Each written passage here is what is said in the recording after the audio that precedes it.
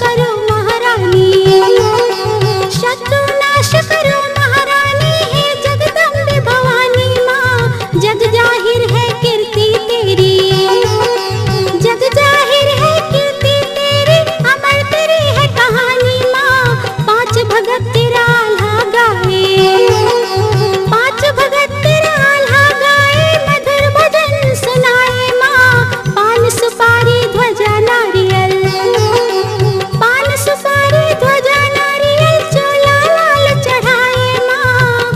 पान सुपारी ध्वजा नारियल, चोला लाल चढ़ाए माँ।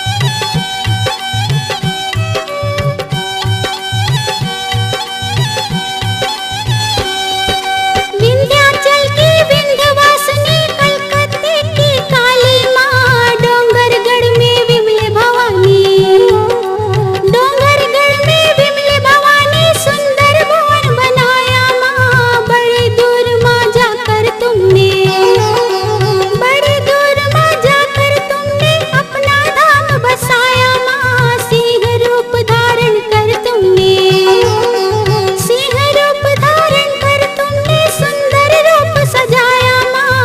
अजब तुम्हारी शान है विमले, अजब तुम्हारी शान है विमले, मैया लाटा वाली माँ। सरस्वती और लक्ष्मी मैया, सरस्वती और लक्ष्मी मैया, तू ही है महाकाली माँ। ज्योति जले अखंड भवानी, ज्योति जले अखंड भवानी, लाल ध्वजा लहराए माँ। भक्तों की तू झोली भर दे, भक्तों की तू झोली भर दे, द्वार तेरे सब आए माँ।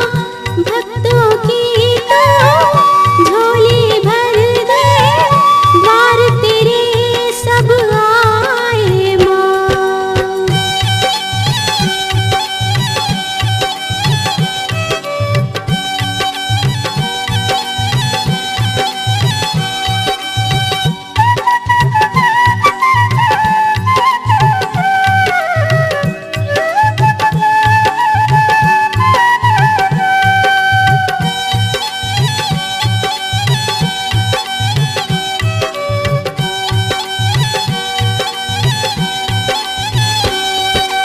अपने रंग में मुझे रंगा ले, बेटी तेरी कहलाऊं माँ। लाल चुनरिया लाल ही चूड़ियाँ, लाल चुनरिया लाल ही चूड़ियाँ, लाल ही तेरा चोला माँ। लंबी सीढ़ियाँ ऊंची पहाड़ियाँ, लंबी सीढ़ियाँ ऊंची पहाड़ियाँ, प्यारी लागे मढ़िया माँ। मधुर मुरलिया बाजे भुवन में, मधुर मुरलिया बाजे भुवन में, गूंजे मधुर तराना माँ। देखो भक्तों मैया का डोला, देखो भक्तों मैया का डोला, सुंदर उड़न खटोला माँ। महिमा देखो माँ विमले की, महिमा देखो माँ विमले की, सबका दर्द समेटा माँ। चारों दिशाओं में गूंजे तेरा, चारों दिशाओं में गूंजे तेरा, भक्ति का जयकारा माँ।